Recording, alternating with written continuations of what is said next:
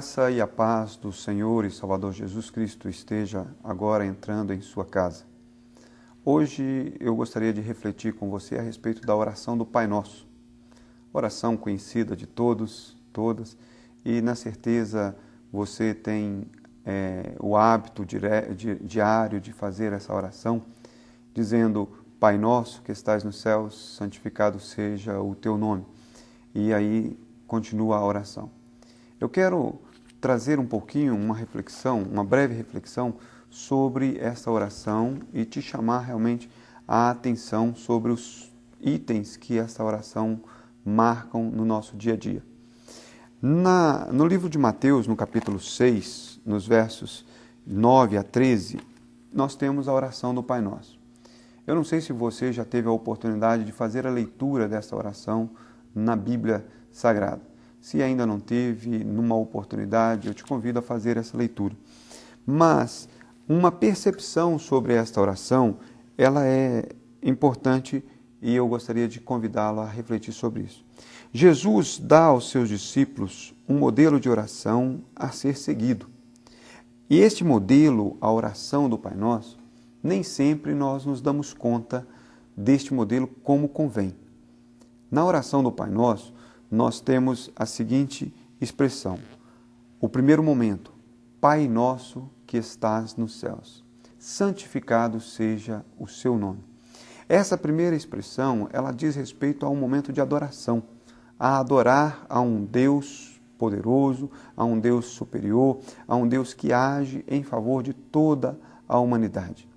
Depois, na sequência desta oração do Pai Nosso, nós vemos o seguinte: venha ao teu reino.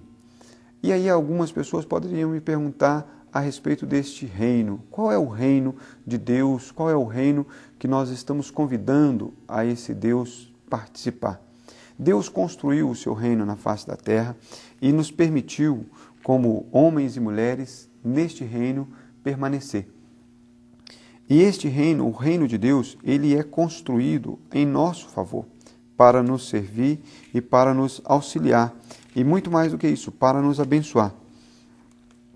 Quando, na hora de convidar a Deus para vir ao seu reino, você tem que pensar o seguinte: o reino é o lugar onde existe um governo, e este governo cabe a um rei. E assim, na sequência, a gente diz: seja feita a sua vontade, como na terra, assim na terra como no céu. Só que às vezes nós queremos que a vontade de Deus seja feita segundo os nossos desejos, segundo a nossa intenção, segundo a nossa proposta. Mas aí eu quero então seguir dizendo que nesta mesma oração a gente pede que Deus nos dê o alimento, que Deus nos dê o pão, que não nos falte o pão de cada dia.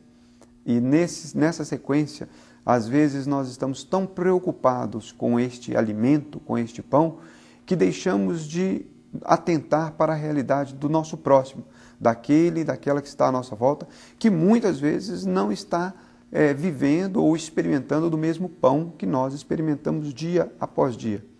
Desta forma, na sequência do texto, a gente vê o seguinte: perdoa as nossas ofensas, como nós perdoamos aqueles que nos ofendem. E assim, eu quero te lembrar que nessa sequência, dia a dia, você deve perdoar aquela que te ofende. E, ao mesmo tempo, deve continuar clamando o perdão a Deus, pedindo a Deus que tenha misericórdia de você, para que Deus possa agir com graça na sua vida, alcançando e te perdoando. E encerra a oração pedindo para que nos livre do mal, que não nos deixemos passar por tentações e que nos livre do mal. Se você faz essa oração diariamente, eu quero, nesse instante, lembrar a você que esta oração ela deve ter um significado, uma importância. Ela deve representar algo de novo na nossa vida. E assim sendo, eu quero te pedir e te convidar a orar comigo essa oração. Pai nosso que estás nos céus, santificado seja o seu nome. Venha ao teu reino, seja feita a tua vontade, assim na terra como nos céus. Dai-nos hoje o pão de cada dia.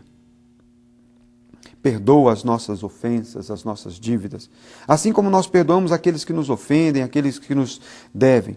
E não nos deixes cair em tentação, pois teu é o reino, o poder e a glória para sempre. Amém.